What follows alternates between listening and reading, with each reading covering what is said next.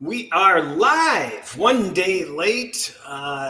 NFL Week 2 is upon us, and a person that needs an introduction, Mr. Kevin O'Neill at Extra Half Point is here to join me. He's filling in for Ron this week. Both Ron and I have been having all kinds of issues this week, and we're lucky that we're here this week at all.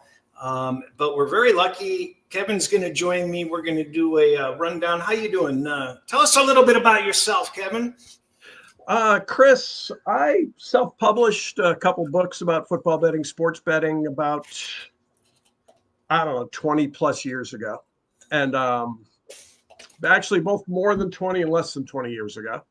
And they did pretty well considering. And I received some attention and was doing a lot of radio and handicapping contests. And I was the first person supposedly to ever go 7-0 in the Stardust Invitational, except that I wasn't. And I won a fairly substantial offshore handicapping competition and stuff like that. And I did pretty well for a while. And then I just wasn't enjoying it as much, and the economy turned, and I just went back to sort of my straight business world.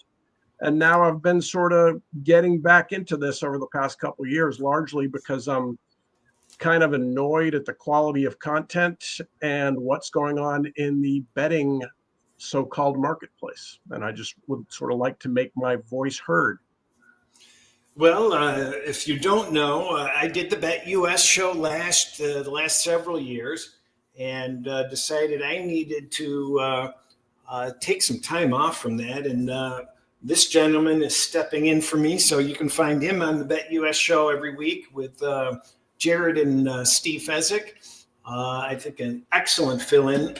And from what I've seen, I've got to admit, this is kind of cool because I don't know you very well, so we're not going to have that the same comfort level, so to speak, that I would have with Ron. So if I'm busting your chops or something, just know it's coming from love or something. Well, I guess we've been sort of, paying attention to each other on Twitter for about a year or so, Chris, and you were kind enough. I did a seminar with Steve Fezzik. We did a couple about 10 years ago. Basically a boot camp on introducing people on how to bet on sports, sort of take them from a more than beginner to slightly more expert level. And you were kind enough to come in and speak and gave a little bit of an overview of your NFL process. It was one of the most impressive things I've seen, Chris. So, and I've enjoyed being in touch with you afterwards, and I'm happy to be here with you today. Thanks for having me. Okay, enough stroking each other. Let's get down to business. And last week, Ron and I went through week 1 expectations. I'm at a real deficit here because this is like a Monday morning for me. Nobody needs to hear my trials and tribulations, but I've done no work Monday or Tuesday for many reasons. One of it was my anniversary yesterday, so I took some time off for that. Went to a show, but I woke up with arthritis. Like I've never had arthritis before, and it just popped on me. I didn't even have use of my hand until like an hour and a half ago. So, and I grabbed some M&Ms recently, and the M&Ms fell on the floor. So I don't wish arthritis on anybody. But looking back, week number 1, my gosh, the Circa consensus goes 1-9. Both consensuses, Westgate and Circa, go 0-5. This was a tough week on a lot of people. I thought I saw that you did okay, though. Did you do okay? Yeah, I had a good weekend. Both college and pro. I rely on a sort of a private guy who I work with for a lot of my college stuff, and I did pretty well. And then I looked yesterday at the what I put out on in your seat on the Bet US show, and I went 2-3. So, but that's the way it goes. I did miserably in contests. I knew I was in trouble by following the herd. When you see you've got all the consensus picks, you've got to worry. And I probably could have benefited from maybe a backup round robin against myself, possibly, but I did very well with the unders. I had a lot of unders, so that saved my butt. I think I split out on teasers. If I used my picks, I used the Lions in a teaser, which was no good. I had no rhyme or reason to do that. Everything else I did week one, I had rhyme and reason for doing. So now, when you say you had a lot of unders, Chris, did you have game unders? Did you have team total unders? Did you have prop unders, or all of the above? I had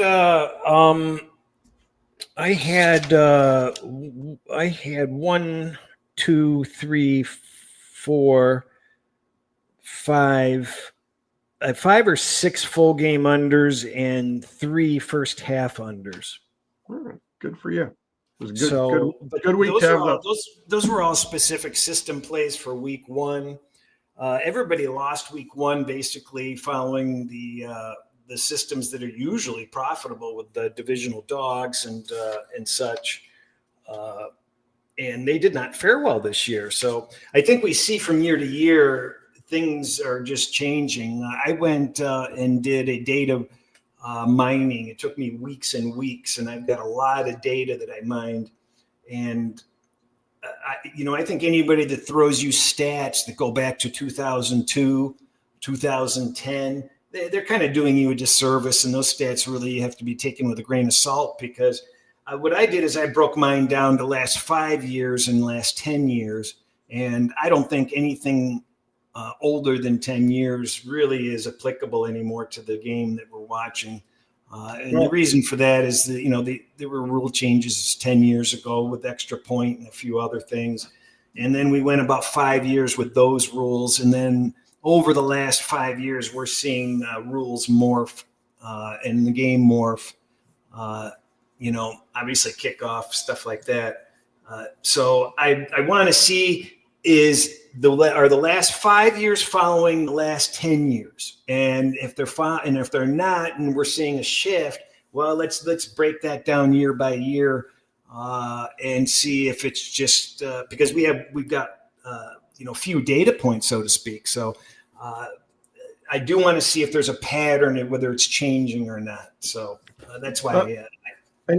Chris, another thing you didn't mention is the analytically driven 2-point conversion decisions, which has not been the case in the past. If you're down 14, you score a touchdown to go 8. More and more teams are going for 2, and more teams are going earlier for 2. And in other circumstances, for the sort of, well, if you're going to need 2 points eventually, why not have the full information as to whether or not you're successful now? That frustrates a lot of traditionalists, but it makes sense mathematically. And also that's leading to different point totals. It's leading to different scoring margins. And you're spot on with that.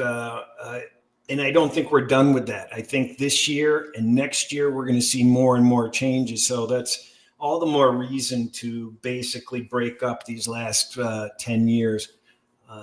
Because I think this year you still are seeing some coaches made mistakes in certain situations, even this week. So we're still seeing the evolution of when to go for 2, when to kick, and it's going to keep on changing as younger coaches come into the league and as the dinosaurs exit the league, or at least learn to follow suit with how the game is changing. It's kind of interesting. The Monday night game, Ben Johnson, the new Lions coach, made a couple of game management mistakes. Now, he's a brilliant offensive designer, tactician, strategist, play caller, but I think in-game strategy, Chris, might be one of the things is you and I, who have wasted far too much of our lives watching the ends of football games and the fourth quarters of football games. I think that might be an area where we might have better instincts than a lot of coaches do, who are typically buried in film, designing game plans, actually coaching. And, quite honestly, you and I have seen during his coaching career, Ben Johnson sees a lot of film, but you and I have watched a lot more end game situations that we're able to absorb, and sort of it's second nature to us as to what to do. And it's not necessarily the case for a guy like him, as brilliant a coach as he is. And these guys are all control freaks. And yeah, they've got the people who pay attention to that. They've got their models. And there were a couple instances where teams this weekend admitted, the coaches said, yeah, it's a little different than what our model that we had prepared to do, but I went with my instincts. And it's the one area where their instincts aren't wrong. I mean, you and I wouldn't know how to run a practice. We wouldn't know how to design a game plan. We wouldn't know how to call plays. Ben Johnson is better at everything else in football than that. There's no freaking way that I would be able to end game manage properly if I had to worry about what a head coach has to worry about.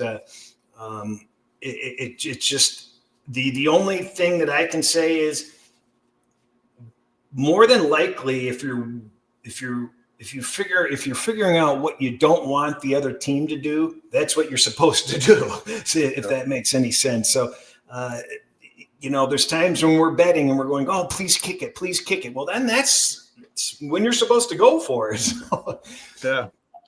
What I like to touch base on each of the last games. I mean, it's already Wednesday, so it's a little late in the week to kind of focus too much on it. Going back to Dallas, Philadelphia, I was surprised at how Philadelphia looked a little vulnerable. They looked a little disoriented.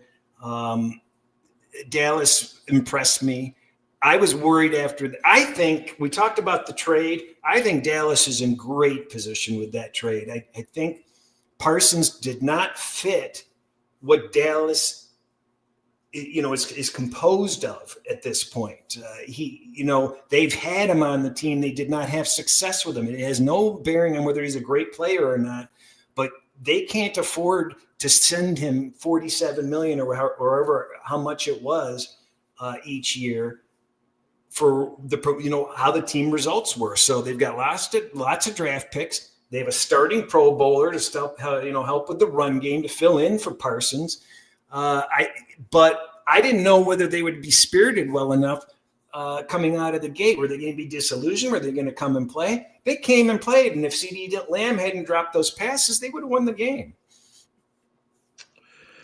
Yeah, I don't know that I fully agree with you on I think they could have gotten a lot more. They could with their if they had properly prepared in advance instead of operating on the whims of a man in his 80s who's much more concerned with making money than with winning games, and whose team. Do you know who the president of the United States was the last time the Cowboys were in the NFC Championship game? I would say Clinton. His first term. Oh, wow. I mean, they just, and still, the media carries on as though the Cowboys are America's team. I guess they are. But it is nice for them to have a couple of first round draft picks moving forward. No question about it. Let me check Ron's notes here. He said he liked the color of the uniforms. But I actually have some more observations of my own here as I'm thinking about it. Actually, Ron says Dallas has a run game issue and injuries to the secondary that will be issues versus teams featuring the pass. I'm worried about the Dallas coaching staff's first down play calling. If I remember correctly, they ran the ball almost 100% on early downs in the first half and maybe even into quarter three. Show some creativity. He expects Philadelphia to win the East, but they may have some 25 wins on their resume by less than margin. He expects wide receiver Dotson to have a larger role this year based on his Super Bowl usage. That came true. No changes post week one on opinions. Mm-hmm. I agree with everything there. Yeah, I don't disagree with anything there. The one regarding their defensive performance. I mean, you lose Jalen Carter, so suddenly, I mean, he's the most dominating interior defensive lineman in football, and really second place isn't even close. So that was a big loss. We'll see more of what their defense is, but complacency has got to be an issue with the Eagles. You win it, people get paid. The people who don't get paid are concerned about getting paid. It's a tough situation. It's tough to repeat. There's a reason why teams don't repeat. We're going to get to this question at the end. So there's no changes for me on Dallas, Philadelphia either. The Kansas City Chargers game, I didn't. That's about what I expected. Frankly, I didn't see a lot of the game, but that result doesn't, change my opinion on either team. Did anything that you saw during that game change your opinion of either team? No, not really. I guess a little bit. I think the one visual note that I had from the weekend more than anything else was just the Chiefs. The Chiefs looked like they had the subpar athletes on the field. They just looked a little old. They looked like they were a little cooked at a lot of different places on the field. And I don't know that they can count on, late game, magic from Mahomes to Kelsey with Kelsey's age. And heck, Mahomes can only do so much. I mean, the Patriots had a 10-year gap within the Tom Brady era where they did not win a Super Bowl. It's not just a quarterback game. And I forgot to mention, to your point on that Parsons trade, the Eagles did end up offering the Cowboys a hell of a lot more, but they did not want to trade him within the division. So your point is well taken. I've got a couple of big picture observations of the weekend, Chris. And, it's funny, when you reached out to me to do this today, I was going to reach out to you to just maybe compare notes as to what we saw visually. It looks to me like teams are playing, cover 2 or more, too high shell, cover 3, allowing short passing games to complete short passes, looking to stifle the big play, don't allow teams to get a big play, and say, hey, if you can get 5 or so first downs to get down the field and score a touchdown, more power to you. If you kick a field goal, you kick a field goal. And it just seems like a continuation of what we saw last year, where teams are, and then in college as well, teams have reacted to the spread offense in college effectively. And in the NFL, they are reacting to a lot of successful teams having big play wide receivers by doubling those guys, or just, having a lot of deep coverage, and just making teams have successful play after successful play after successful play to score. And as a result, the median NFL yards per play stat is pretty consistent every year. It's about 5.3 to 5.4. About half the teams score more than 5.4, 5.35 yards per play. Half of the teams score more, gain more than 5.35 yards per play. So 5.335 is the median for the past 4 years, yards per play. There are 7 games this past week where both teams had fewer than the median yards per play over the past few years. There were only 2 games that had more than 5.35 yards per play by both teams. And those 2 games were obviously the Sunday night game, the Baltimore-Buffalo game. And what was the other game? Oh, and the other game was that Chargers-Chiefs game. The Chargers-Chiefs game had, so it was the two of the primetime games. There wasn't a single Sunday game where both teams had more than what has been the median yards per play in recent years. And so that speaks to a lack of big plays and a lot of just short games. But are you comparing apples to apples there? Are you comparing traditional week one data or season long data versus week one data? No, I'm comparing season long data, and you do in week one. Actually, you know what? I did look back. I didn't make a note of it. One year was a little bit more, and 1 year and a couple of years were a little bit less. So I don't think it was dramatically different. I think that's why I didn't make a note of it, because I thought about that.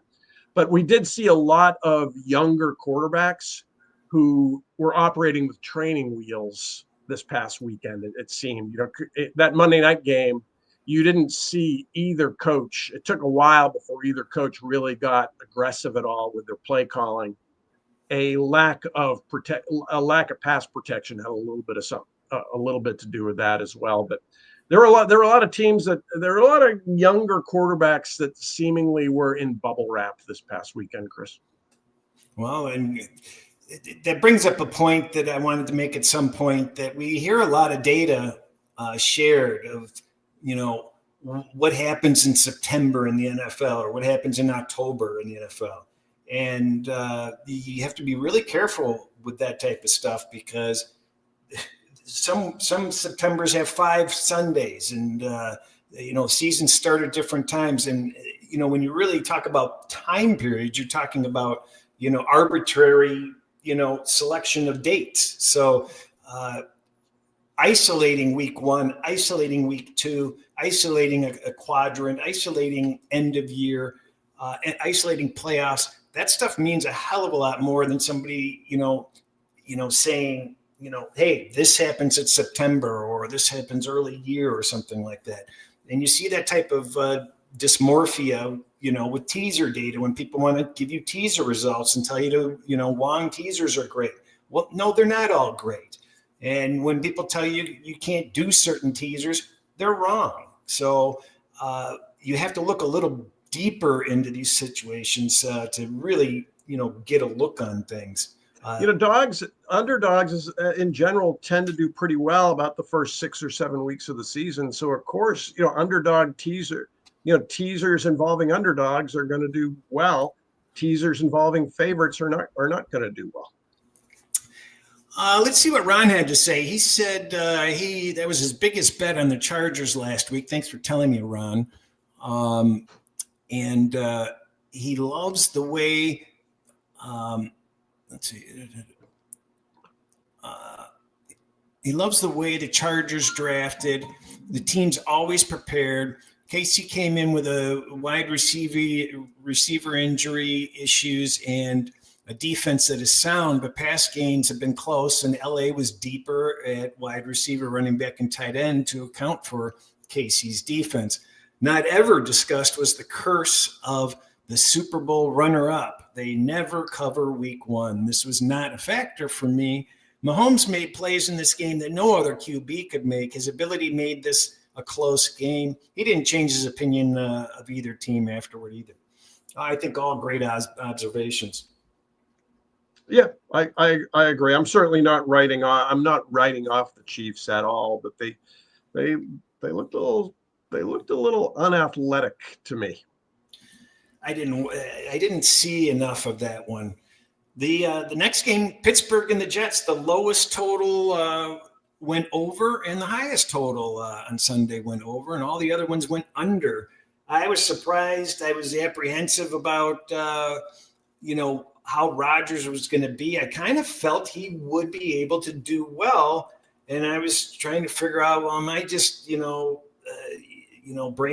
on this? What's going on? And I think obviously he decided to show up, and if he can play anywhere close to that week to week, Pittsburgh's going to be somebody to contend with. I don't think the Jets embarrassed themselves by any means by losing the game, but they actually probably fared better just because they were able to put points on the board. than I probably would have anticipated. So nobody could have anticipated this kind of scoring. So that's the only thing that I got out of the game.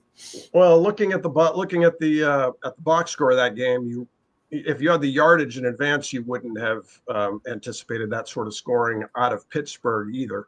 They gained 271 yards on five exactly straight up yards per play, and the Jets helped them out by dropping 2 Aaron Rodgers interceptions.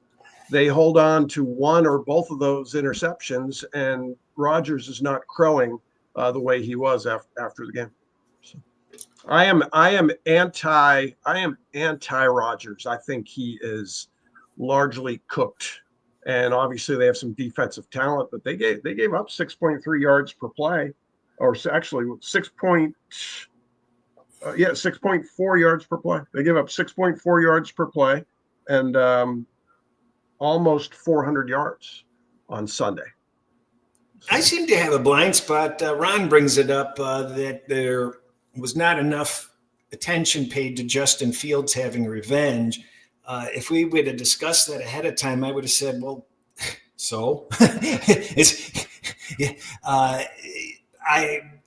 does he really have it in him to really, is that going to be the difference for him to have a good game versus a bad game? I would have said probably not ahead of time. Ron put more credence into that. I think we can all be surprised that the Jets played poor pass defense. That was something to take out of this. Pittsburgh doesn't have a variety of targets, and was also surprised that Pitt had a lack of success stopping the Jets' running game. Kickers matter, and just to say this out loud, special teams play with the new rules. Strategy, having a good return game, having a good place kicker is now more important than ever. No changes post week 1 on the perception of either team. It's interesting. Another big picture, and I know we discussed doing this show and the fact that you hadn't really gotten into the games that much this week. We were going to talk about, we're going to talk about some big picture stuff. And one big picture issue I noticed is that they no longer have the K balls, which are the hard as a rock, untreated balls just for kicking plays. They allow the teams to treat the kicking balls this year. Exactly. And a lot of people who know about special teams have talked a lot about that. I retweeted a gentleman, I can't think of his name immediately, but I'm at extra half point, and you could see I had some interaction with him. I wanted to bring up the fact that he mentioned it about a month ago, so I retweeted his tweet, and I pointed out that 50 field goals in the NFL of 50 yards or more, 14 for 16 this weekend. So I think the ability to treat those footballs, oil them, rub them down, and that sort of thing within certain parameters definitely is something that will help the kicking game this year when it comes to field goal length and accuracy, and probably punt length as well. Yeah, I saw that. I was reading that this morning, and it was affecting the punting also. Yeah. The oddity, if I remember correctly, was that the made field goals, 40 plus, though, 40 to 50 range was not very good. So I don't know what we make out of that, but 12 for 16. It should be higher at that point. Yeah. But yeah, being able to take your ball home and do whatever you want to it, I think it's going to make a difference for some kickers for sure. I mean, it's any sport that I've played where I come in contact with a racket or a ball, I'm very particular about equipment and such like that. It makes all the difference. And I think it also gives teams a reason to move on from kickers pretty quickly. I think they should be expecting great things out of their kickers, and if they're not delivering, like Koo of Atlanta, they're going to show them the door. I expect you'll see the Romo out of South Carolina, who probably should have won the Patriots kicking job. Had they not wasted a 4th-round draft pick on the guy they kept, who missed a field goal this past weekend. Romo will probably replace Koo in Atlanta this week, I would expect. And Cleveland's going to need somebody too. Maybe they'll get Moody. I heard rumblings. They kept the kid from Syracuse. So okay. They've committed to him for another week, which again surprised me just a little bit.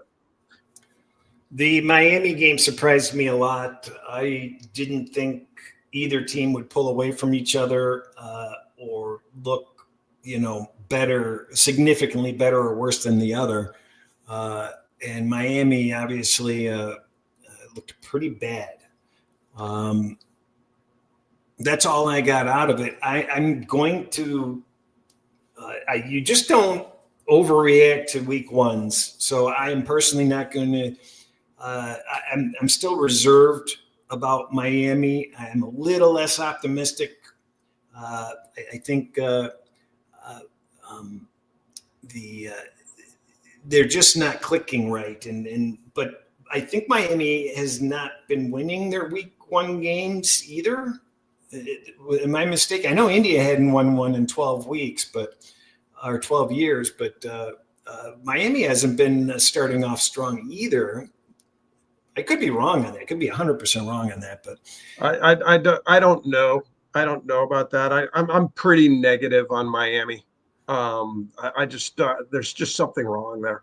I am much more likely to downgrade Miami off of that game than I am to upgrade their opponent. We'll see what the Colts can do. I mean, the Colts had a 3-0 turnover advantage there. You know what that does, Chris. I mean, the results of that are tremendous. It's been over 12 months since Tyreek Hill has had a pass reception of over 32 yards or so, which that's surprising because he's supposed to be able to break those away. And as Tom mentioned in comments, I think that the locker room isn't 100% behind the coach, so that's an issue.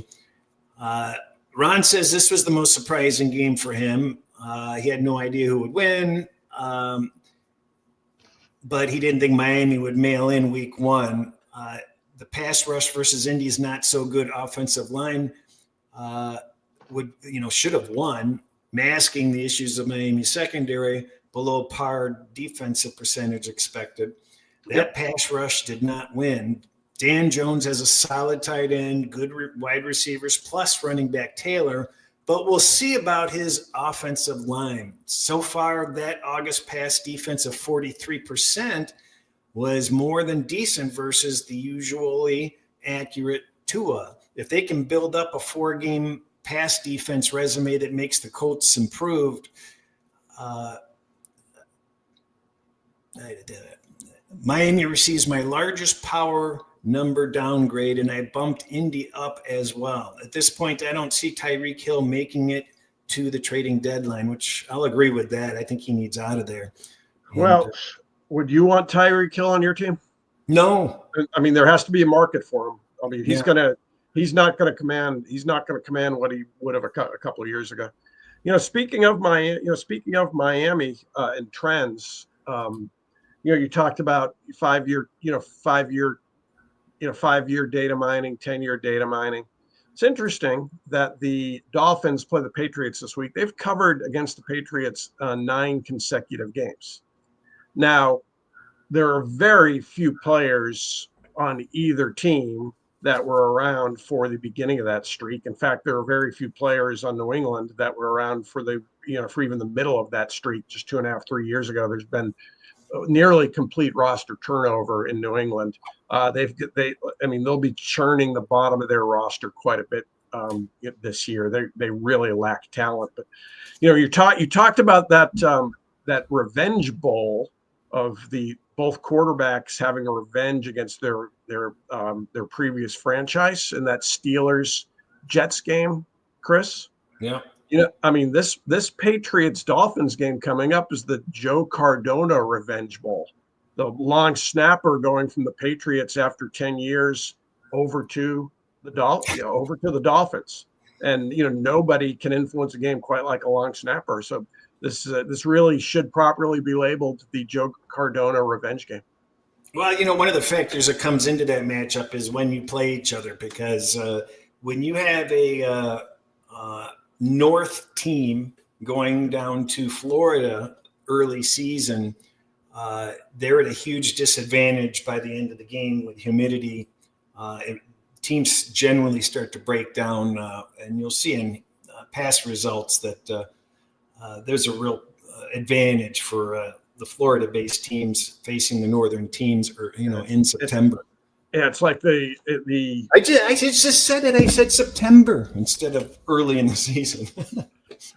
it's the NFL version of second half in altitude in college basketball for a sea level team playing at a team in the more mountainous areas of the country. So fatigue will definitely, you would think fatigue would be a factor for the Patriots late in that game. I agree with you 100%, Chris. The Carolina game, some miscues there were unfortunate. That's about what I expected for the game. I would have expected Carolina to come out a little bit better, but it's week one, and I'm not changing much opinion on either team. 4.5 yards per pass attempt as a team is troubling in that game for Carolina. There were a lot of stats, a lot of analytically based stuff about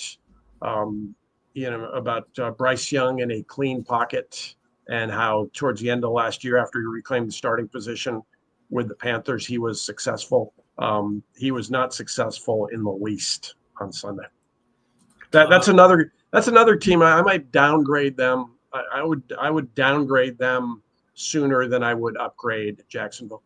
Oh, absolutely. I agree. Ron mentions that he changed both teams just slightly,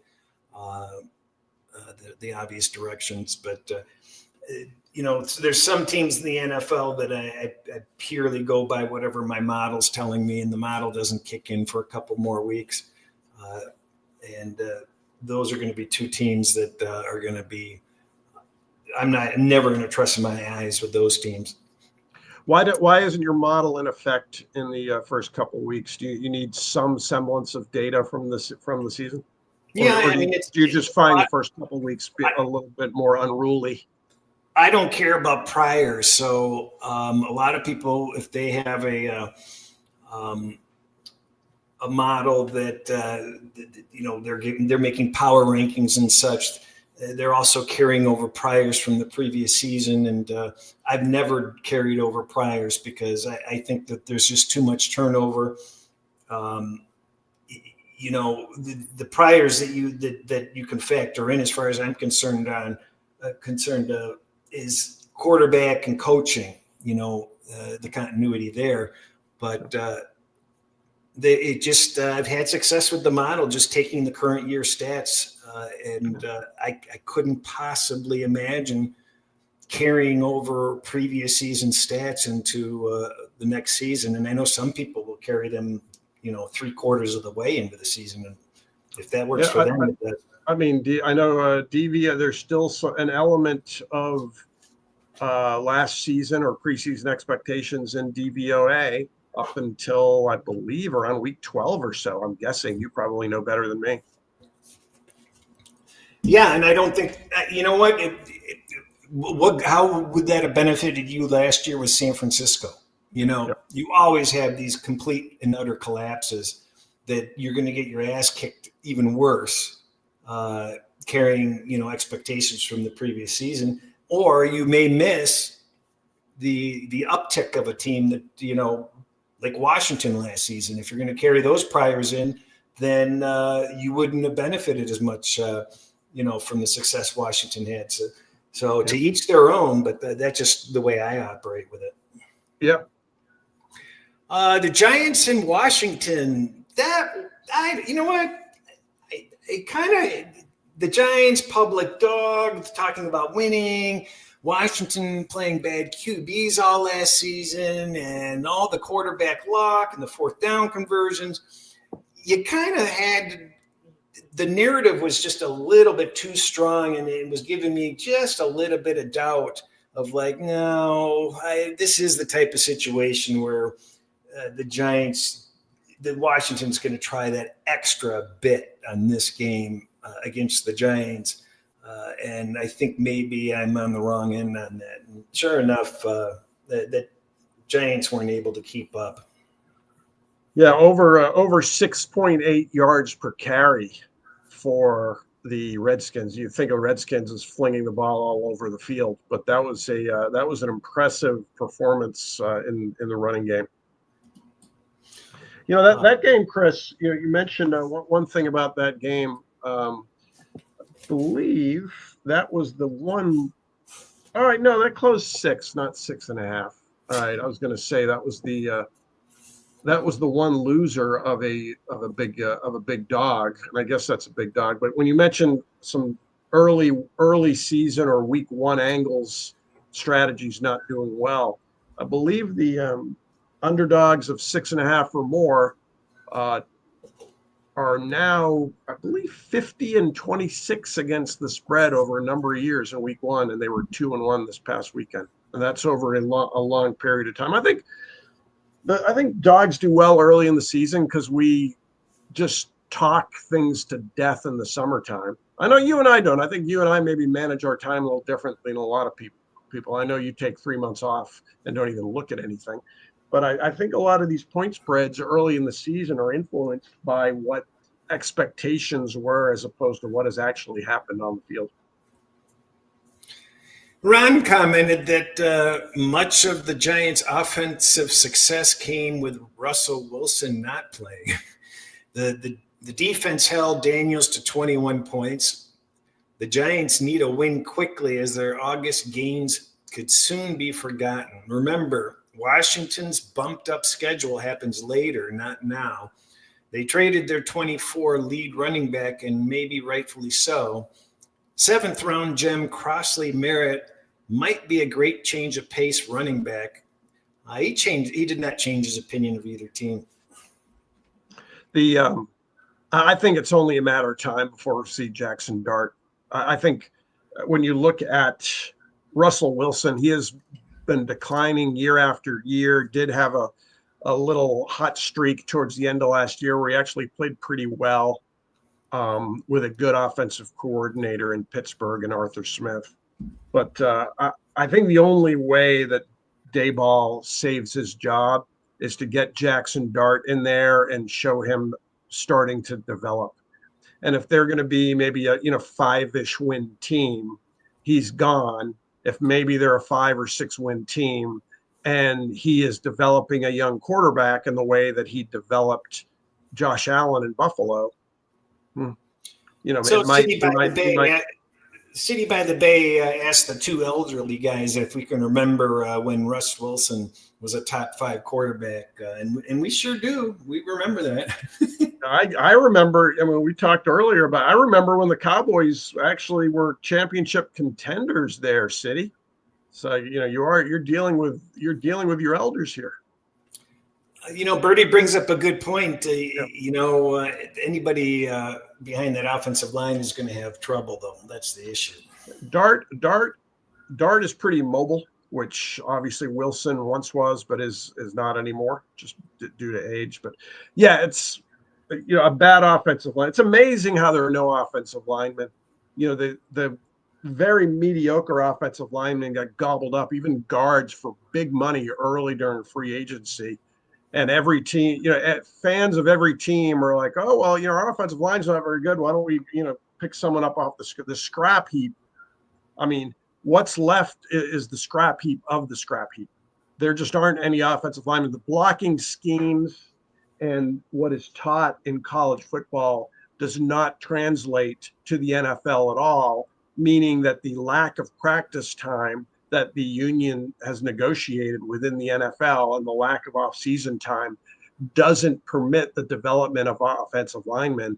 And it's, I think if I had a under the radar college football program, if I was a college coach, I just needed a little zip in my program, couldn't compete in the NIL world, I would I would hire a successful but unemployed former NFL offensive line coach, and I would teach NFL blocking strategies and blocking schemes in my college football program to attract big uglies who know you don't have to be a highly touted guy to make it in the NFL as a guard or a center.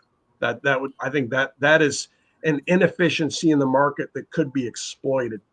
I mean, players just are not ready to play in the offensive line in the NFL. Tackles a little bit more than the other positions, but not much. Yeah, we took, it took years of watching the game for me to really realize that. Your eyes are drawn to the star players, and as you mature and you learn more about the game, those trenches are also important. And, the people that we never even discuss are so, important as far as what happens in the game flow of these games. And it's really important to understand. You make some great points there. The Cincinnati-Cleveland game, I fully thought Cleveland could win that game outright. Ron indicated that as well. I believe Cleveland had twice as many yards as Cincinnati. They were able to stifle Cincinnati's offense quite a bit, but they're always able to. They've got their number. It boiled down to special teams, as Ron wants to point out, the painfully obvious. And that game came out exactly as I thought it could. I'm not changing my opinion of either team, and neither is Ron. Bengals game 1 is a thing. They're just not prepared to start the season. I mean, they lost to the Patriots last year. That's how bad. I mean, imagine losing to the Patriots and losing to the Browns in successive years in week 1. I should have gone back to see how bad it was previous to that. I believe the yardage in that game was 330 to 141. I do know the yards per play was 4.6 to 2.9. Amazing. I mean, and as Birdie points out, 7 yards in the second half. I didn't know that. Jeez. Kevin Stefanski has to be, who, by the way, is 2-time NFL Coach of the Year. You can win a bar bet with that fact. Has to be tearing his hair out to have lost that game. I mean, that was the most winnable game possibly on their schedule. Las Vegas, New England. I guess I come out of there thinking that New England would have looked a little bit better, but considering there was a mass veterans dump before the start of the season, and the team's a little younger than we might have anticipated, maybe that comes into play a little bit. I still thought that things would be a little bit better for the Patriots, but I expected Las Vegas to come with guns blazing.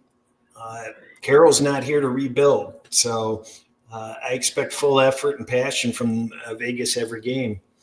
He turned 74 this Sunday. Yep. They're playing on his birthday. He's the oldest coach in NFL history.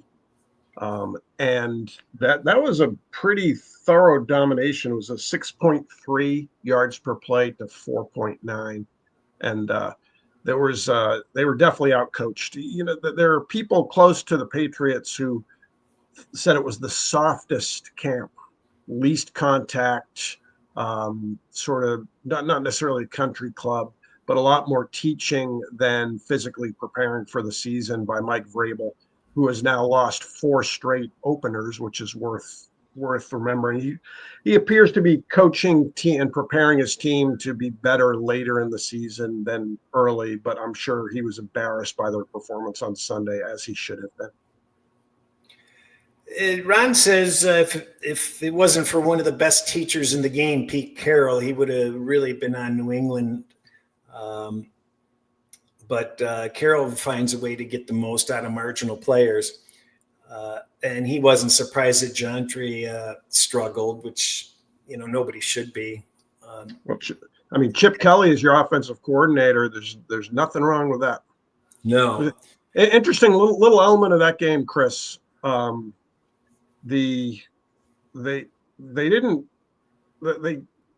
they sort of spied on Travion Henderson, the second-round pick of the Patriots, who was with Ohio State last year. I think the Patriots had a plan to involve him a lot in the pass game. I got very lucky. I had Henderson over on receiving yards. That went over fairly late in the contest on a play that may have actually been a lateral. So I got very lucky because he was stifled the entire game. And I think his college offensive coordinator from last year, Chip Kelly, said to his cohorts on the defensive side of the ball with the Raiders, hey, I had this guy last year. He was a tremendous tool. Do not let him beat us in the passing game. And I think excellent insight there. And I think that's exactly what happened.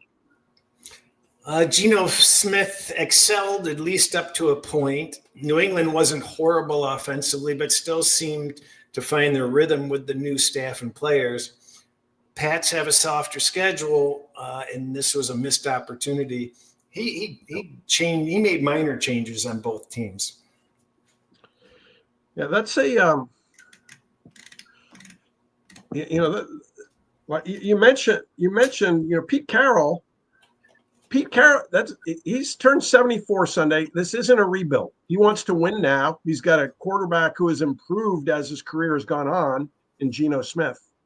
And he's got a top-notch offensive coordinator. This is not a team building for the future. This is a team that is trying to win now, which is not necessarily the case for teams who've had the lack of success they've had the past few years. And with that sort of record and that sort of new coach, this is different than a rebuild. Absolutely, you touched on that a little bit, Chris, and I think that's 100% the case. Oh, are you kidding me? Jesus. I am not kidding you. Oh no, I was there was a shooting. Where? Vegas or? Charlie Kirk was shot. Charlie Kirk, the political commentator. Yeah. He's been commenting on what happened with that train incident that nobody was reporting. And I guess that's just I am sorry. It's a good thing we can escape into sports every now and then, but I got to tell you, it's getting harder and harder to overlook some of the stuff that goes on. Hey, Arizona, New Orleans, Arizona was lucky to get out of there with the 7-point win. And as far as I understood, do I have the right perception there? Yeah, I think so. I mean, New Orleans actually had them from a yards per play perspective, and I believe a raw yardage perspective. Arizona's passing game was very poor. I mean, as a team, they were below 5 yards per pass attempt. I might want to take a second look at the Saints and what they're bringing to the table, at least on the defensive side of the ball, or really to see. I haven't looked at the game closely enough to see why Arizona was so unsuccessful on offense. Yeah, they should have had some more success here. It's as Ron points out, this is the third year for this coaching staff, so things should start to move the way that they want it to move. They faced a team that has issues everywhere.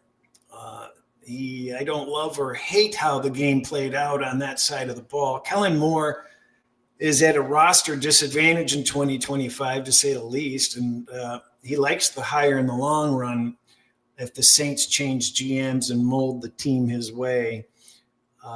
He thought Arizona would put up more than 20 points. I certainly felt the same. Didn't learn much from the game. I didn't learn much from the game. What do you have any thoughts about Arizona's defense, Chris? I know I've read some this summer and recently that people are sort of high on their defensive talent, and Jonathan Gannon, their defensive coordinator, I believe is his name. Do you have any thoughts on the Cardinals or Cardinals D? You know what? They're kind of they're kind of a blind spot. I don't really understand how. I've heard great things that they made some fantastic upgrades, and when you look at them offensively, they should be solid offensively also. I don't know why I just don't take it seriously. Yeah. So is it because of the uniform they're wearing? They're just one of those franchises. You got to prove it to me before I, look at your. I mean, a lot of times if a team that's been more successful in the recent past makes the same sort of changes, I will expect improvement. There are certain franchises, and the Cardinals are one of them, that I just think are always going to be the Cardinals. Having spent a lot of time, obviously, in Las Vegas, where I am, but I've spent a lot of time in Phoenix. You know what? I don't know what it is, but that heat makes you lazy. The environment is a lazy environment. It's not a hustle and bustle type community that, and I don't know whether that comes into the psyche of effort or maybe it's just complete nonsense on my part. But sometimes.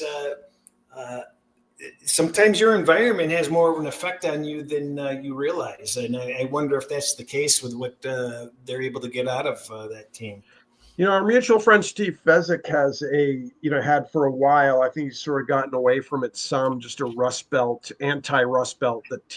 Rust Belt teams aren't going to attract free agents. But I don't disagree with you at all. If you look at a lot of, pretty attractive Sun Belt cities, I mean, let's look through the Sun Belt. Miami, like when you were talking about Miami and the Heat earlier, I think that's, Miami is sort of like a celebrity driven sort of, bubble-headed kind of place in many ways. And I think that translates for the, to the football team. I think they're trying to, you want a team like in a Buffalo or a Chicago that sort of reflects the team that you're in. I think there's something to what you just floated as a concept. I think there might be a little bit of that in Dallas as well. I think Dallas is a nice place to live, and the players are such superstars still in that area. I think that contributes to their annual underachievement. Well, and you would think that Vegas would be able to attract free agents without, with us not having sales tax, which makes or state income tax. I mean, Birdie says that Kyler Murray was sick. Yeah, I forgot about that. He was sick. I did. You know what? I saw a note on that, and I didn't follow up on it to see to what extent that it was. The income tax thing, Chris, people need to be careful about overreacting to that, because the game checks, every player is taxed based on where they play. So, a visiting player in Las Vegas is not taxed on that game, and neither is Las Vegas. But the Raiders players, when they play a game at Buffalo, when they play at the Jets, at the Giants, when they were in New England this weekend, the Raiders players will pay and I don't know if they'll pay them that millionaire's tax they have up, and probably not. I think that's based on the amount of money you make while you're in there. But they're going to get a stiff tax bill at the end of the year from the state of Massachusetts. So that is a factor, absolutely is a factor, but it's not quite the overwhelming factor that it could be based on visiting players being taxed at the rate of the home team. Yeah, I actually forgot all about that. The very good addition there. Some info. When you have like 62 factors or whatever the exact number is that you track every week, and you spend a dozen of hours refining and researching those factors, the crap that I know that doesn't necessarily help you win games goes by the board, and you're doing a lot of times higher value work than I'm doing, Chris. So what you just said about not remembering that or not, fully understanding that is a compliment to you, your work ethic, and your NFL process, which is the best NFL process I have seen. Tampa and Atlanta. What a frustrating game. Atlanta covered the teaser, but I really thought that they would win that game outright. I actually thought with the San Francisco line is moving down to 3, so that must mean Purdy is out. Let's see here.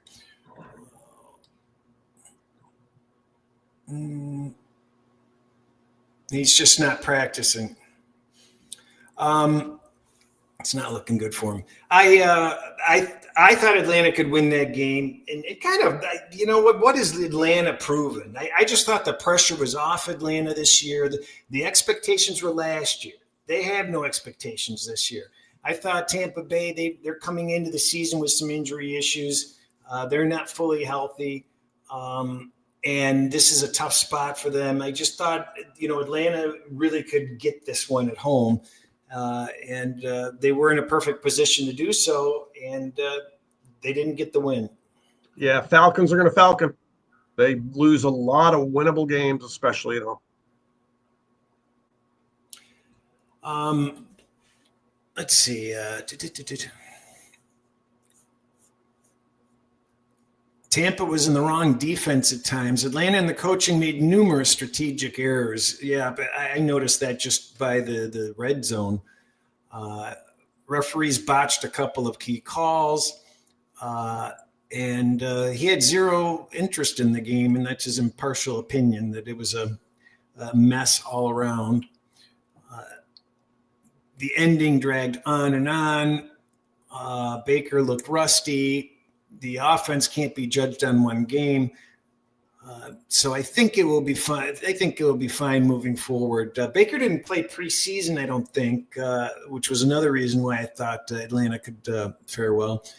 I think Raheem Morris might be entering the Adam Gase, Josh McDaniels zone, where you're really good on one side of the ball, but not necessarily a guy who's going to be successful leading your franchise, as he may be showing at his, he's already failed once as an NFL head coach. He may be failing again.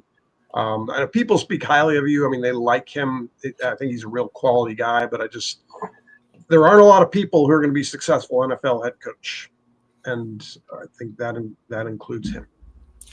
Ron didn't change their rating, either rating. And I kind of lean toward what Bertie has to say, that Atlanta, possibly you should look at downgrading them, but I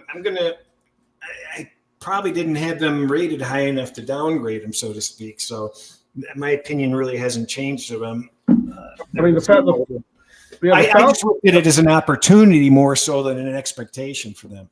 The Falcons controlled long stretches of that game. The 1 yard, they outgained them by nearly 100 yards. I think it was a little short of 100 yards. They outgained them by about half a yard per play. That is going to come back to bite them. Some good information dropped in the comments. Birdie, City, yeah. other people. Roger pointing out that the Niners receiving core, which is pretty decimated, had a good play made. Tennessee, I got a 0.5-point cover on that one. I begrudgingly bet it. It was strange that they didn't kick that field goal with from the 36-yard line with a minute to go on fourth down, but that was to the dog bettor's delight, or anybody that got early Denver and middled that. Especially there, because you can take away about 5 yards exactly from what the actual field goal is. I mean, that was a definite lack of confidence. I think that the opinion of Tennessee, though, I really felt like they underachieved last year. They had their whole injury issues. I feel like Denver defensively was pretty good, but Nix was the problem. Wasn't he the lowest rated quarterback last week? I think I saw. Yeah, I think I'm of the opinion that he was a Sean Payton 1-year wonder creation. And I kind of think the more film there is on him, the more he's going to be exposed. He was a serviceable college quarterback until he got to Oregon, which, I think, I think Crackman could play quarterback at Oregon and have some level of success. Just that there's so much talent around you. One thing about Callahan of the Titans, Cam Ward, I saw portions of that game. I thought Cam Ward looked okay. He was under duress, as you would expect, with how Vance Joseph Vance Joseph brings the heat as a defensive coordinator, and that was always going to be a tough game for him. But Callahan put him in a really tough spot. End of the first half, around 40 seconds left or so. Could have just run the ball a couple times. Even if the Broncos used their timeouts, they would not have had to punt. And they were deep after a sack. They were on their own 1 or 2 yard line. And I mean, it was unbelievable. I mean, he almost got sacked. He almost got sacked in the end zone. There was a shortish punt that was returned for a late field goal. They scored a touchdown. Yeah, they scored a touchdown after Callahan refused to run out the clock with less than a minute left with his rookie quarterback in a tough road environment. It was crazy. And I think the commenter that just commented on Callahan, I think is 100% correct. He's bailed out by a nice kickoff return. Yes, absolutely. He was just even running plays at the end of the first time. I mean, run the ball a couple times. It was crazy. He got bailed out a little bit by a nice kickoff return that set them up for a long field goal on the last play of the half. So it didn't have a 7-point impact. It only had a 4-point impact. But it was just a bad look. I mean, coaches that can't properly manage. I mean, that was obvious. We talked earlier about how situationally you and I have trained our brain to think. A lot of it is we're not worrying about all the chaos around us, calling plays, making sure the right personnel groups are on. We don't have to worry about everything else. And you correctly pointed out, you can't really expect a coach to be as into it as we are. But that's football 101. That was insane to be running plays there with your rookie quarterback in his first game. Well, as Ron pointed out, there was the 6-to-1 sack ratio in favor of Denver was expected. But Ward staying turnover-free was a surprise. I'll strongly agree with that. I saw Ward do some good, and I also saw him really miss a few throws too. So, but that's forgivable. You can't ding the guy for that. And I want to apologize to both Ron and you and the listeners for me telling a 90-second story about the end of the first half in that Titans play calling when there was a 30-second explanation available that could have been used. Young quarterbacks need a stout tight end and a good offensive line to really thrive, and Ward doesn't have that. Bo Nix started slowly. This team is deep at running back and wide receiver and has Peyton to call plays. He thinks Denver's okay, and he thought Tennessee overachieved a little bit. He's not changing his opinion on either team. My opinion on Tennessee solidified a little bit that they will not be a doormat, I don't think. And I also believe Denver has some problems on offense. They're not going to run away with the West Division. Yeah, well, so that's just a really tough spot to have your rookie quarterback in that sort of environment, and we'll see what these teams are as they play teams a little closer to their level of expectations. Oh, let's zip along through these last few games. San Francisco, Seattle. I don't want to talk about that game. Seattle, that was just ugly all over. I think everybody kind of keyed in on that game and knows how that game went. Did you suffer a tough loss in that game, Ron? I needed Seattle. They covered the teaser, but I needed them on the regular spread. So, when going back to Ward, it's interesting. You had McCarthy and Ward were the only rookie quarterbacks making their first career start on the road. That is usually a good go against, but they were 2-0 against the spread, not by much either one of them, by the hair of their chinny chin. But people fading the rookie quarterbacks on the road were not rewarded on Sunday. I think people in general are getting spoiled with the quarterback expectations. We obviously know. I mean, elderly guys like us remember when it would, a guy would have to sit with the clipboard for a year or two, and then he'd see his first action in year 3, and then by year 4 he might be okay. And we've seen so much success because these guys are going to quarterback school in middle school and high school, and they're on TV and they have NIL money and they're coached by former NFL coaches. The coaching is much, much better.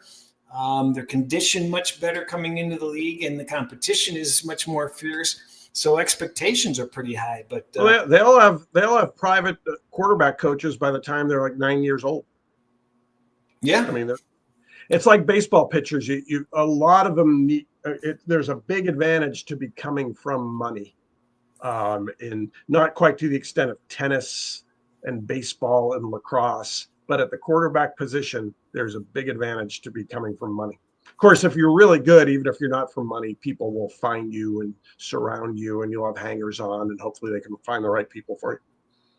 Ron's never going to move to San Francisco because of the medical situation there and how poor the team is each and every year. He figures it goes off into the regular hospital system there also. Kittle's going to be a huge loss while he's out. Yep. They're old. They're going to have injuries. They part of it is age, but yeah, they've had their share of soft tissue injuries too, which is, I know, what a lot of people look at. Too many changes in Seattle are, the issue. He doesn't see much of a gap between Geno Smith and Sam Darnold. Walker disappeared in the new run scheme somehow. Kubiak was supposed to improve it. Depth at wide receiver was lacking, as expected. San Francisco, did they fix their run defense? Too early to tell. It was a toss-up game, and it became a toss-up game. I've agreed with a lot of stuff Ron has said, just about all of it, but I'm not a Darnold guy. I think Darnold may have been a KOC creation up there in Minnesota. But we'll see. I saw some real. I liked him with Minnesota, but he looked like crap too near the end of the season. I don't know. He looked horrible against the Lions in one other game, I think. But I saw him play very well. I mean, he's got it in him. It's just the consistency, I think, is an issue. Yeah, I just think the Minnesota quarterback is always going to look good because of the quality of coaching they're getting up there. I think KOC is special when it comes to quarterback development.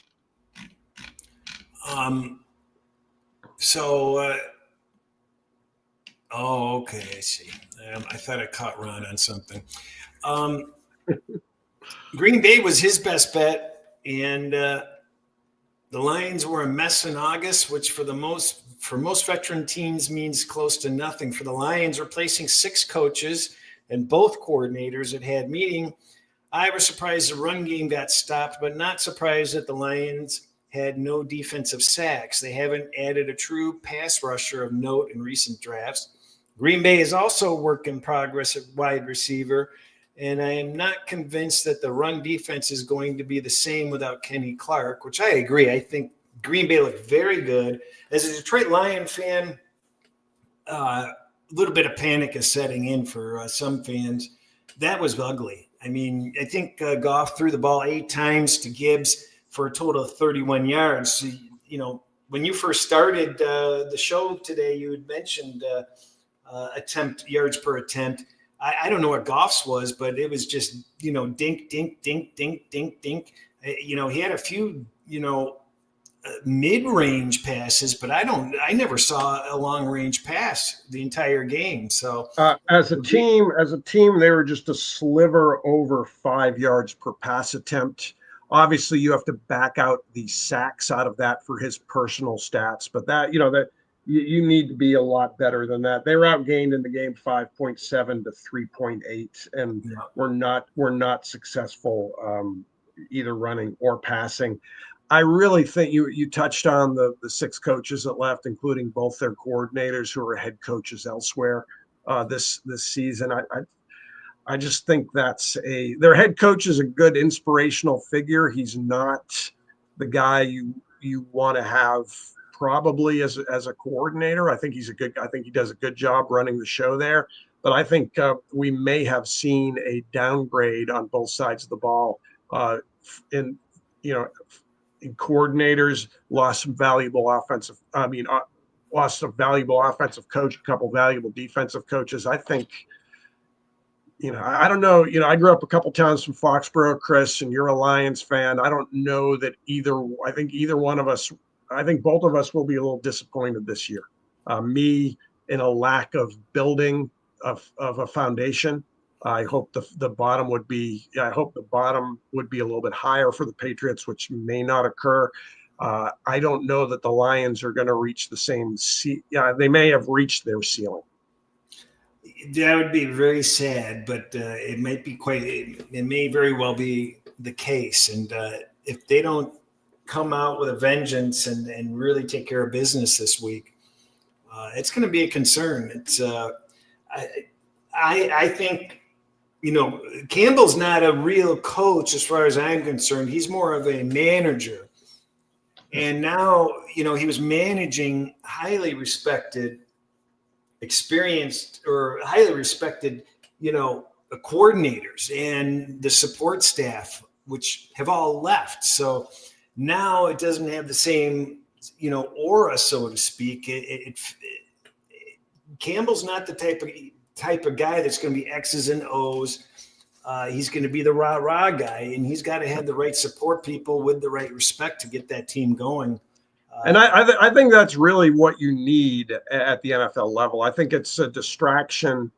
I don't know that a head coach that is running one side of the ball really at his core, Bell. I think that's one of the reasons the Patriots fell so hard is that Belichick was always truly the defensive coordinator, and we may have seen it getting in the way of the proper decisions being made in Chicago Monday night. I think it is best to have a Campbell type head coach as opposed to a guy who's running the show on either side of the ball.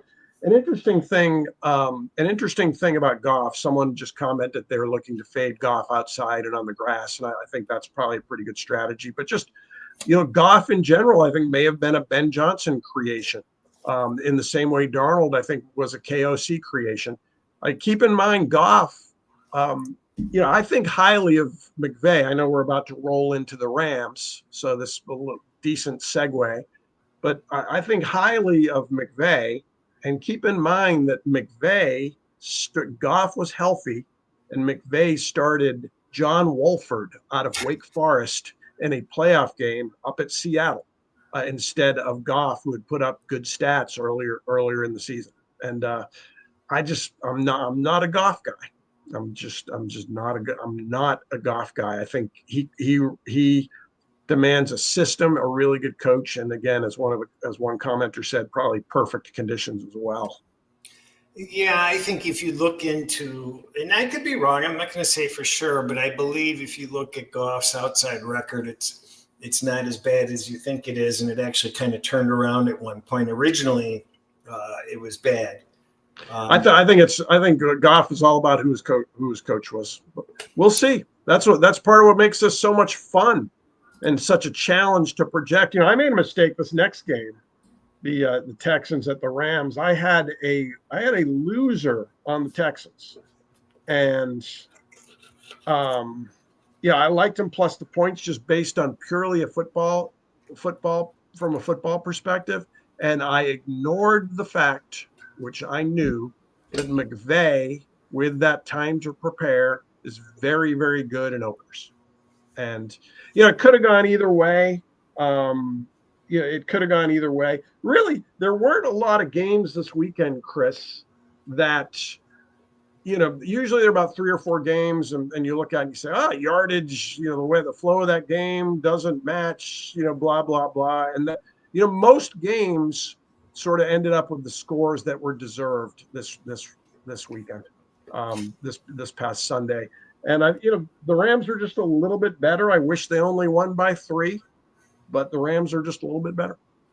Yeah, Ron basically said Houston didn't look prepared, and the game was sloppy. It was a field goal away from covering, and it was basically a toss-up result. And that's kind of the view that I have. I think there is there is concern with that offense not being able to move at all. They should have, been able to fare better. But let's see what happens. They were out in La La Land. Maybe they were distracted. Let's see what happens this week. Baltimore. The only thing I'm going to say is, if anybody's been watching this show for the last 3 or 4 years, 17 times Harbaugh's teams have blown double-digit leads. And before anybody, I think Ron and I were on this from the go years ago. This guy is going to cost you games every year with mistakes, and allowing that loss is just inexcusable. And it happens 1 or 2 times every year. He blowing the teaser in week 2 last year at home against the Raiders. That basically cost me a reasonable, roughly 3-year-old used car. And he's gonna do that. He's going to do that. And that is obviously the game. I'm on the East Coast. I went to bed. I was shocked by the score when I woke up the next morning. I thought that game was over. I mean, the portions that I saw, they thoroughly dominated that game. That's the game where the flow of the game and the stats do not match the final score. But hey, kudos to the Bills. You just keep on playing. You keep on playing and keep on playing. And they forced that fumble. Josh Allen certainly with a never say die attitude. I've developed more respect for their coach than I previously had. I think he might be a little bit of a lunkhead. I don't necessarily trust him in all situations, but he did a nice job. The Ron basically said about what I said. The Baltimore gifted Buffalo 3 points before the half. Vanilla fourth quarter. They did make some other quarter blunder. I forget what it was, but there were multiple coaching blunders. He didn't downgrade either team, though. I mean, you have to factor in Harbaugh's going to do this once or twice a year. So, I mean, it is tough to lose a game where you gain 8.6 yards per play and outgain your opponent by more than 2 yards per play. But they managed to figure it out. I know a lot of people have floated this around, and I know a lot of people. I wish I knew the name of the guy who had the original research on this, because everyone just lifted it, stole it, and I might try to find it and tweet it. And but the Ravens became the first team in NFL history to lose a game despite scoring more than 40 points and rushing for more than 235 yards, which is, data mining at its finest. But those teams were 277-0 and are now 277-1. Yeah. We often talk about how good Brian Flores is. He dared Caleb Williams to throw deep, and Caleb clearly was quick all game to come off his first read. Being coached hard to make the safer check down play. Flores' team, the average secondary can be beat over the top. So Chicago missed a golden opportunity. Caleb worries Ron as he was high and wide on way too many throws. Coordinators with innovative schemes will confuse him. I also think Chicago needs more help at running back. Swift won't last 17 games, and as a Lion fan, I know that. And there's no other running back on the team that matters. Back to Minnesota, I think O'Connell gets enough credit for how he coaches up players. Or he does not think he gets enough credit. His game plan was great, alternating running backs, sticking to the run game, and understanding strategy in a big game. As an aside, up 7-3, I would have kicked the field goal on 4th and 3 with the Bears early in the game. He elevated Minnesota a half point prior to the season. No other changes. The JJ did a good job, and you can't fault him. He did well. Caleb, they pointed out, is still throwing. He's looking at the receivers and using his upper body. He's not moving his feet, so that's why he's missing receivers. Yeah, I'm not a Caleb guy. I'm just not. Obviously they wish they had Jaden Daniels. They wish they had even Drake May. I don't think Caleb is going to work out well in the long run there. So. Yeah, I don't care for him. There's just something about his personality that I don't care if he paints his fingernails. I'm not talking about that sort of stuff, but there's just Tom Hartford says that looks like Purdy might not play. From the line move that has been occurring as we record this, I think that's probably the case. And and we should pay attention because Tom has been so accurate with his information. They named a city in Connecticut after him, so we should probably pay attention to Tom. Isn't that where Yale is? Oh no, that's New Haven. That's New Haven. Can I? Let's get to that guy's. Let's get to that guy's question that from the start of the show. I said we get back to it. All right. While you fish for it, I found it. Oh, okay. What do you make of the fade the public strategy? I used to use it a lot more. I think it makes a lot of sense early in the season, Sharpish, because I think, like we stated earlier, a lot of the line moves in week 1, week 2 are based on preseason projections that are frequently media creation. It doesn't mean there aren't smarter people out there than just your typical ESPN commentator that we all favor. But when you think about it, there tends to be a one-way, like a one-way avalanche of opinions, and people seem to be afraid to go against those opinions. I mean, the conventional wisdom develops, and I think it influences the line, and I think that's the reason dogs do well early in the NFL season. I think that's why, if you're going to use a fade the public strategy, I think the first week or two is the time now. And we're talking about the NFL fading the public, but have a great opportunity here since I did about 4 minutes of work on my whiteboard behind me. Let's talk about it. I mentioned that you should definitely be following at Las Vegas Cris, and if you want to follow me at Extra Half Point, you can tell I honored Cris with my print of Caesar's Palace, the Harry Belafonte sign, the Harry Belafonte walking down the Vegas Strip at dawn. But let's get to a fade the public strategy. This is college. Cris stated some of the fade the public numbers earlier, a little different than this, but Brad Powers tweeted that so far in college football, on line moves of 3 points or more, if you got ahead of the line move, if you helped create the line move, you went 47 and 37, both the combination of sides and totals. That's a lot of games in college football so far. A lot of us, and we're not paying attention. We don't have Brad's acumen. We don't know everything that's going on in college football like Brad does.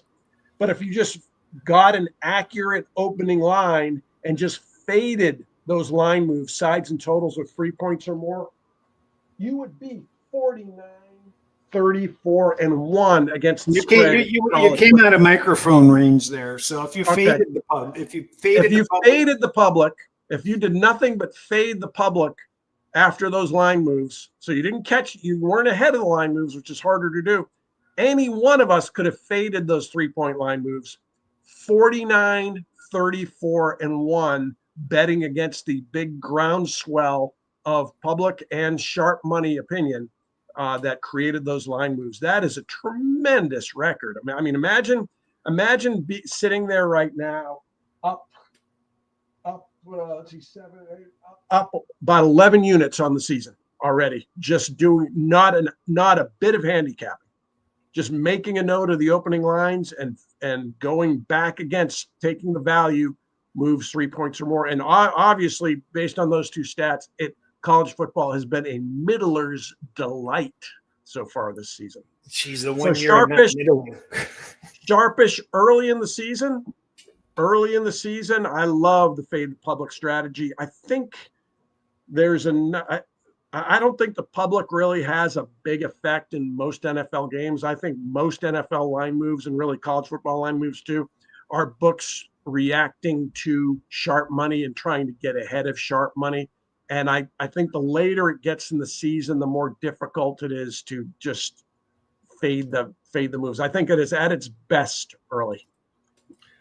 Yeah, you added a key component on that. I think earlier in the season, you're going to see better results with something like that. I agree. I think different. It depends. There's a lot of moving parts to fading the public, so to speak. So I don't think there's any sort of steadfast rule about it as far as I'm concerned. I certainly get concerned if I see fellow handicappers all on the same side. That bothers me. When I see the public on underdogs, that bothers me. But nothing is absolute. So you got to remember that also. Cris, so we're talking about wagering strategy. Do you mind me plugging a piece of content I put together? Go ahead. The pinned video on my Twitter feed at Extra Half Point. And you don't have to follow me. You can just go to twitter.com/extra half point. The pinned video at the top is a video taking a look at the sports betting landscape. And the fact that this show is not sponsored by a sports book allows us to point out that the most heavily advertised successful sports books are gunning for 12 to 16% in ROI on every dollar that comes through the window in a activity where in 11 to 10 betting, theoretically, a sports book should make 4.54% of every bet that goes through. And that's because of two things. That is because of the dastardly same game parlays, which are not actually parlays, but are actually props with a number of events in the same game that are designed to pull in a 25% or more rake or hold overall for the sports book. And also by kicking out people like Las Vegas Cris. Las Vegas Cris, a lot of what he does, obviously he handicaps his brains off, as you know, but Cris has to bob and weave just to get bets in when he shows the acumen that he has. And people like Cris, who's extremely sharp, and even me, who I like sharpish, because I tell people I'm not, I know some guys who are sharp as a knife. I'm sort of like a dull knife that has the occasional jagged edge attached to it. But it's tougher to get plays down. And these just watch the video. I don't like the direction the direction the industry is going in at all. And I'm going to be talking more about it. So if you want to throw me a follow at Extra Half Point, I would appreciate that. And obviously, you should be following Las Vegas Cris with no H in Cris. It gets, I got to admit that it's starting to literally make me physically, uncomfortable with some of these places, because they are going for the jugular. I looked at Stations Casino had the best teaser odds last year of any Las Vegas book. And I go in there and they've switched from having the best to having the worst. And it just kind of made me sick to my stomach. It's like, man, what the fuck? It's like you're already cutting off everybody. Anybody that with a brain that you haven't cut off, you're limiting them to, $100, $300. How much of the jugular do you really have to go for? It's like, it just really sickens me. But what's really important to me is account preservation. So I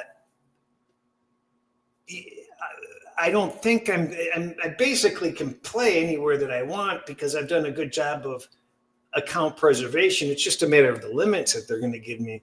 And a lot of the stuff that's happened in week preseason, week 1, again this week, I just ignore it because I see moves on the screen and I see this shop sleeping on it, but I know from background history, what their staffing is. And there's a bunch of baseball going on and they're paying attention to college football. And I'm not going to bet that line because it's going to piss them off. And so I know better. If it was week 5 or week 6 and that's the only sport going on, well, then I can get away with $1,000 courtesy bet, on a moving line. But and it's the same thing with understanding how all the different books, take in action. I don't want to give them teasers in preseason. I don't want to give them teasers in week 1 or week 2 because they don't want them then. It's you have to know what really just kind of needles them the most. And there's certain things that certain books don't care about and they don't mind. And then there's certain things that it's basically like they look at you and they go, that chump, why are we taking that guy's action? We don't need that shit. And so you don't want to ever put yourself in a place where they're scrutinizing your account over nonsense early in the season. Wait till it gets, in the throes of the game. That's when you can start to hit them a little bit harder and some oddball steam and stuff like that. Cris, how long have you been in Las Vegas? Oh, I think since 2005.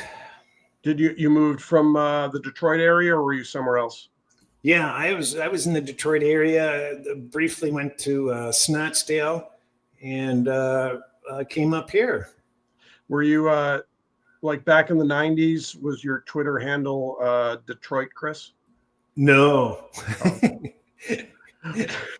Oh. I had no idea. The only reason I got that name is I didn't know what to put as a Twitter account. Everything that I tried with my name wouldn't work, and somebody else that was online, made a few suggestions, and this was the only thing I could come up with, and it kind of stuck. So, did you move to Las Vegas to be fully 100% a professional sports bettor as you are now, or did you sort of work your way in as you had more success?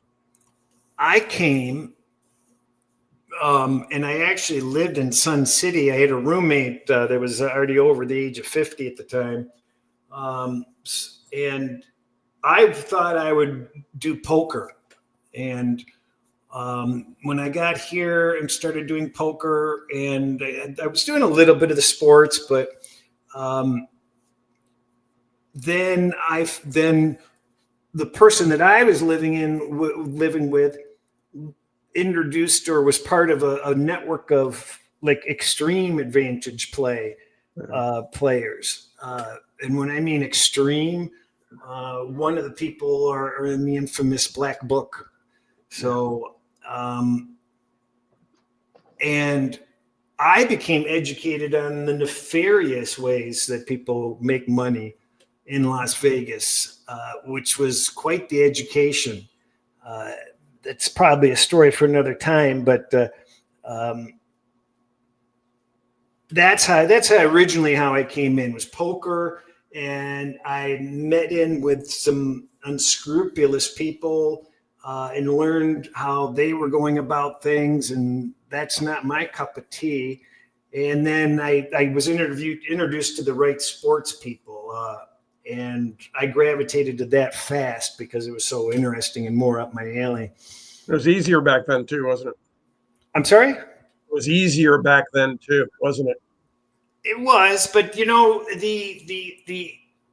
I wasn't a winning bettor up till that point in sports. I had the passion for it, but that was the time where you could middle and you could sell back points, you could chase lines, and I was able to partner up with somebody that taught me to think differently. Like when I was middling games and such, I didn't have the thought process of selling, of what the value of those points were, the money lines and the concept of selling back points, understanding how the market's going to move, getting a lead on moves. Well, back then, you could find middles that were just sitting out there. I mean, now middling involves there's some lines that are slow to move, and you and I both have some places and know what lines are going to be dragging and where those lines will be dragging a little bit. There might be opportunity, but for, middling, like what I paid for my wedding. I just had my 25th wedding anniversary. I paid for my wedding and 2 weeks in Hawaii, our honeymoon, middling college basketball in the 1999-2000 season. Like middles used to just be sitting right there. Absolutely. I didn't understand the concept because, my friend would sit there and say, oh, well, I've got $5,000 on the 33 in the Bears game. And I'm getting paid $150 if it lands on there. So, and I didn't understand how he was doing it because he was selling back numbers. He was doing everything so that the middles were free. Yeah. And so that was honestly a brain teaser for me where I could not understand the concept. It literally took me weeks for me to really grasp that, wait a minute, there's a whole numerical value to everything that we're doing with betting sports, and half points are this, and all this has value, and you can do all this for free if you want to. You can, arbitrage is an easy concept, but how about getting free numbers with arbitrage, and and being able to just set that up and to read the markets and to learn how to read the markets. There's a learning curve involved, and if you're just a straight bettor, I couldn't grasp it for weeks. I think it was maybe even months. It was like, I get some of it, and this sounds good, but how do you do it? What industry or what sector did you come out of before you became a professional gambler? I own collectibles businesses. So. Oh, did you? Okay. Yeah. Trading cards, Beanie Babies, anything collectible. Good for you. So, well, I did not know. Like I mean, Pete, other than some online interaction in the past year or so, I mean, you and I have known each other for about a month and a half, and I'm glad we did. I want to tell, since we have and Ron, I apologize for stretching this out. The first thing I'm going to do, by the way, I mentioned our feeds. I guess most of these guys know Ron, but you should follow Ron. It's I loved his commentary. One of the first things I'm going to do is find him on Twitter and follow Ron. But the seminar that you so thoughtfully came and spoke to us, Cris, at the very end, you gave an impassioned plea to the guys in the room. And I think with guests at the time, there were about 31 guys in the room. And you gave an impassioned plea for people to get a colonoscopy. And there was a gentleman who we had an age range in the room of more than 50 years. And the oldest gentleman stood up and said, if you get colon cancer, skin cancer, or what was the third? Or prostate cancer. He says it would have been avoidable. It's all easily tested for. You have to go once a year, and if it gets more frequent, go every 6 months, and whatever they tell you to do. But those things you can catch early. And I thought it was very courageous of you and very selfless of you to make that plea. And I'm trying to echo it, Cris, because I was very impressed by you and by that gentleman. By Doug, who also, shared that, even though he was a little more accusatory. Both ways work. And there are a couple guys who are in that room who have scheduled colonoscopies that would not have them scheduled because I followed up with a few people. If that was not the case, I came home, friend of mine at church. I knew he hadn't had one, and I said, "Hey, you got to get it done." He's got his scheduled, so.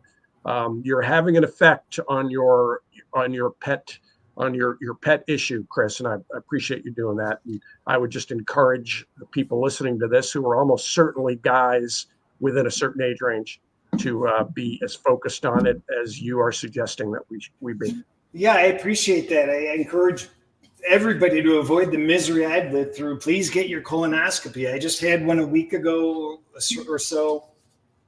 The living hell I've lived through for not being preemptive about testing.